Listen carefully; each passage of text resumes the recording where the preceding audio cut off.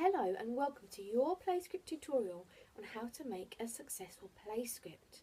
Now by the end of this PlayScript tutorial I am very positive that you'll be able to go away and create your very own successful PlayScript. Now in order for me to demonstrate what you need to include within yours, it's really important that I choose something that you can relate to help you to understand a little bit better. Now, I have chosen a story by Roald Dahl called Charlie and the Chocolate Factory, and some of you may know all about this book. Now, I have chosen a chapter from within the story that I am going to be using to demonstrate. And this part of the story is all about where Charlie and the other children go to the gates of the chocolate factory for the first time to meet Willy Wonka and to enter the big factory gates. So these are all the ideas that I will create from that chapter to help to explain to you. Now, let's have a look at what our first thing we need to do is when we are creating a PlayScript. What must we have at the top of the page? I know, a title. Now I've got an example on here that says Charlie and the Chocolate Factory, and that would fit in really well to the story that we are going to talk about. Now the idea of the title is to tell us all about what the PlayScript is going to be based on. And of course, just like the book, this one's going to be based on Charlie and the Chocolate Factory. So I feel very positive with this title, and I'm going to show you on my piece of paper where we could write that. So with my pen, at the top of the page, I'm going to start here. So I've got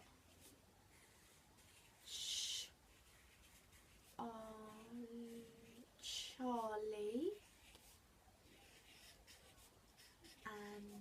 and the, I don't know how to write the, that's a really easy word for me.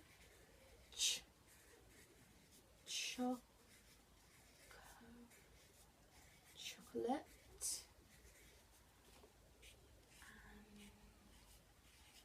factory. So as you can see, my title is at the top of the page and I have got Charlie and the Chocolate Factory.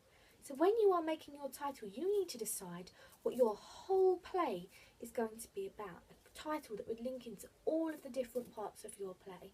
And that will help you to make your very first part your title of your PlayScript. So we have been able to create the title of our PlayScript, which we have decided upon being called Charlie and the Chocolate Factory. Now just as important as the title is a thing called a scene.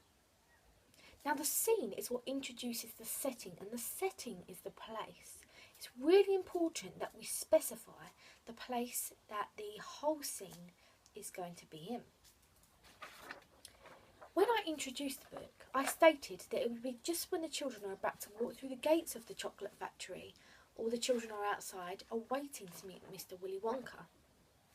Now from the book, it was about halfway into the book, so it was chapter 14.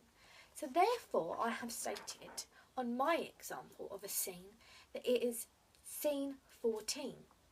However, if you was beginning to write your PlayScript, you would start as scene 1, as this is your very introductory scene. So we are going to use the example from the book, which is scene 14.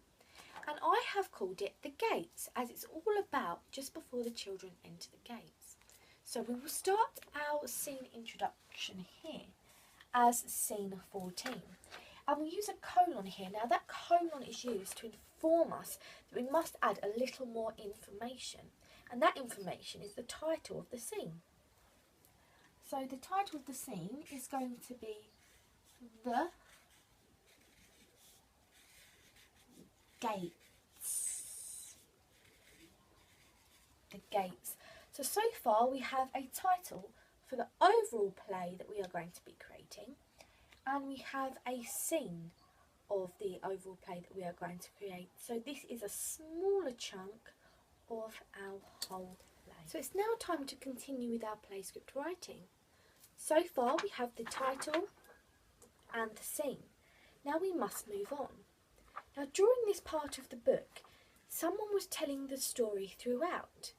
Now in a PlayScript, this is called the narrator. The narrator tells the story but does not have any direct speech. He just fills in the gaps when the characters are not speaking or there are no stage directions being used. Here's an example of how we might use it in a play script. So the narrator is saying that all of the children are stood patiently outside of the factory gates. So as you can see, nobody's saying anything, nobody's doing anything. It is a clear fill-in for the story that is being told. So where would we add this onto our play script so far? So our narrator always starts in the margin. Now the margin is on the side of our page. So on the margin we can begin by writing narrator, because this tells us who is speaking or talking. And again, in play scripts we often use a colon for when we are informing a little more information. So here I am going to put a colon so we know that some more information needs to be added. So we said that the narrator was stating that the children are waiting patiently outside of the gates. The children were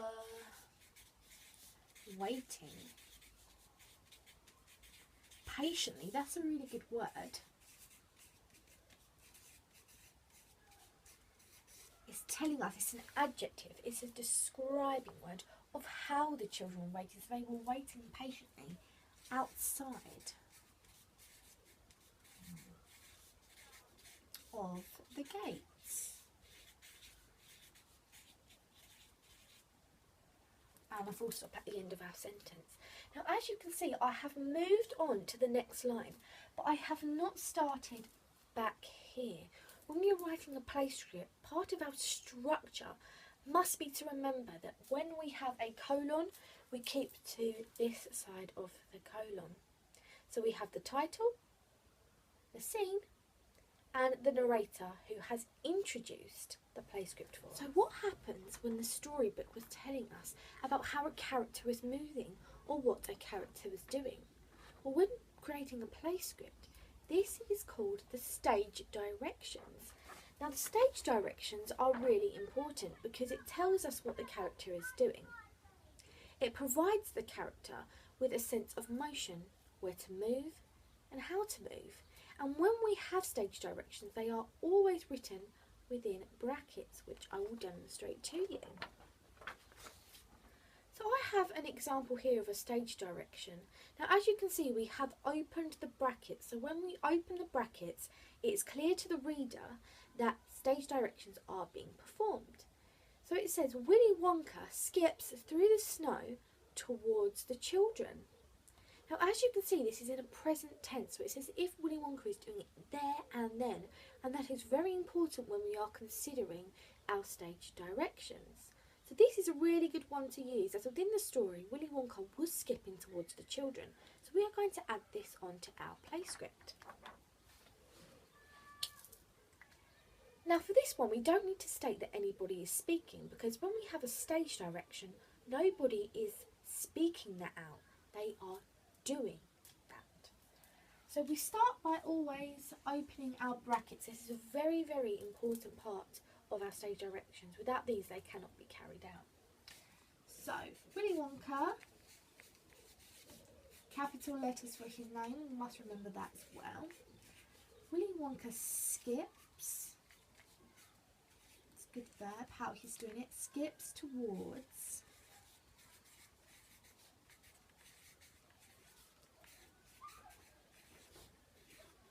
the children. So we have to always remember that as we have an open bracket, when we finish our sentence, we have a closed bracket, a full stop as well.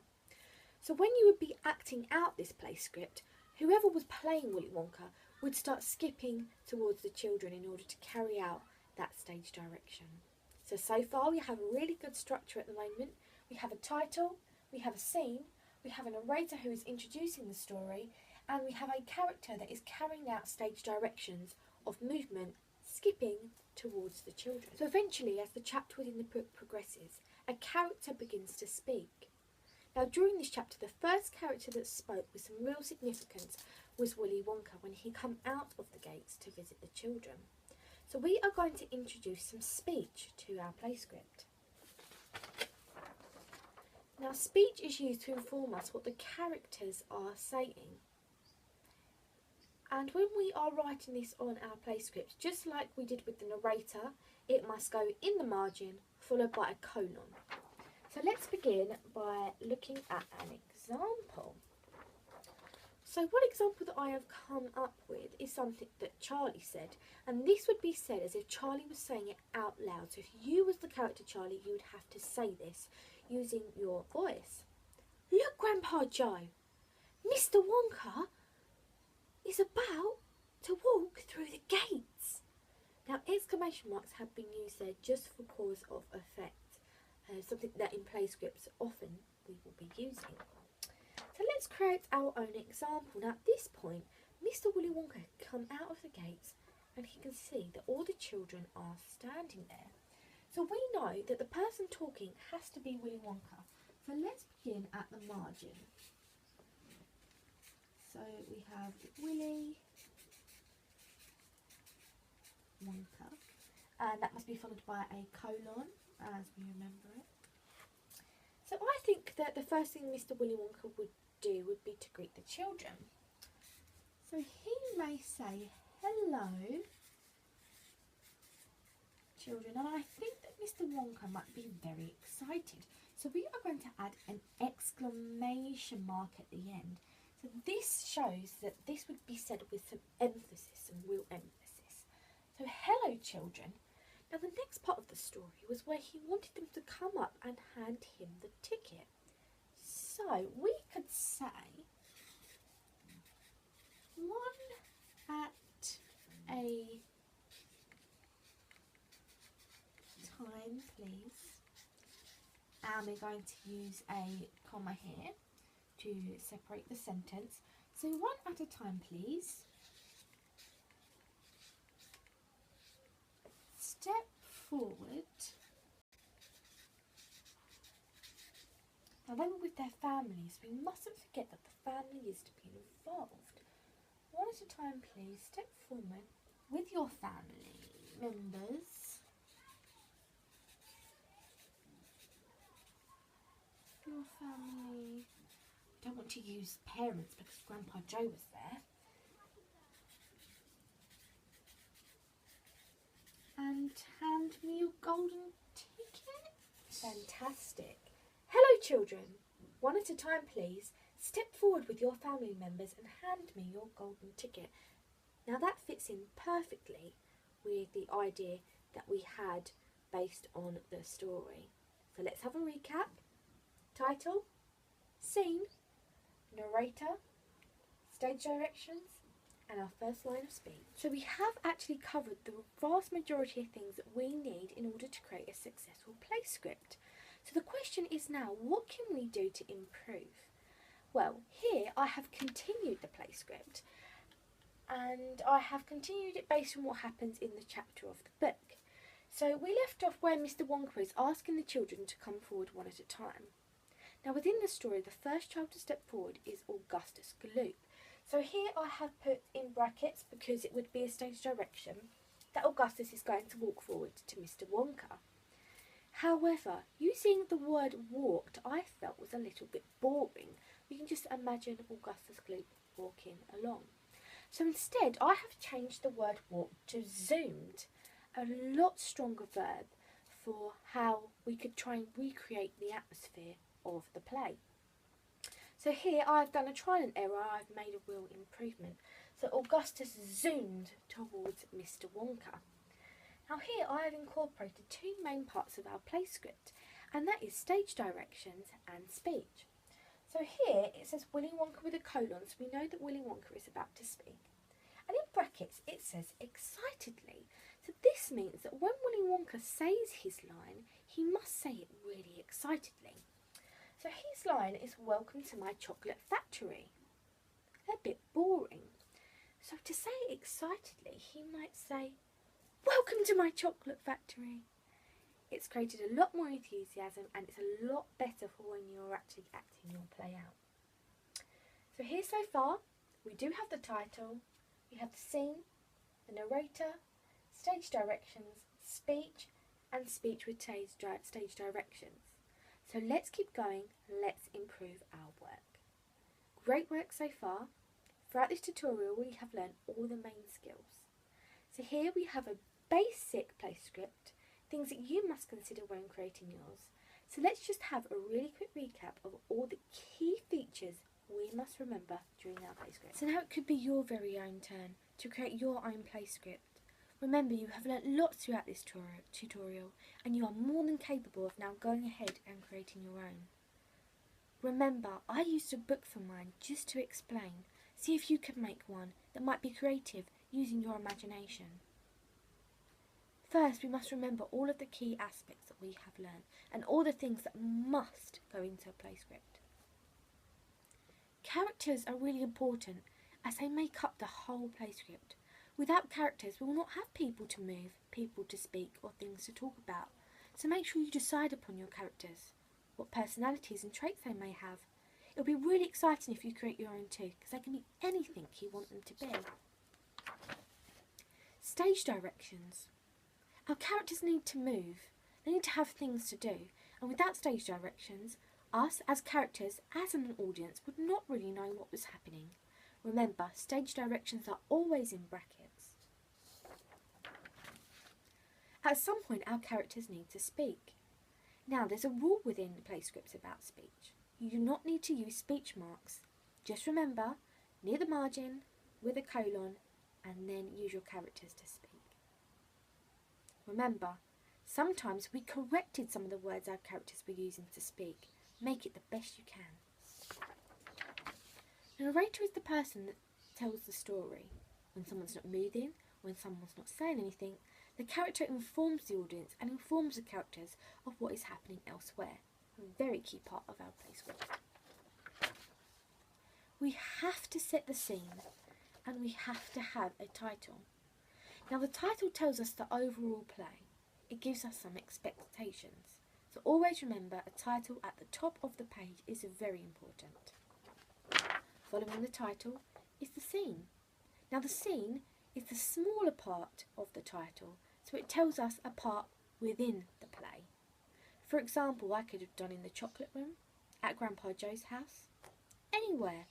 If you're creating your own characters, they could be in a mysterious world anywhere. It's totally your choice. Finally, in order for a play script to be a play script, there must be good structure, with our margins used, our titles in the correct places, our brackets used appropriately, and you have learned all of those skills. Give it a try, see how it goes. I'm very confident you can be very successful play script writers. Thank you for watching my tutorial. I hope it has helped you to become great writers.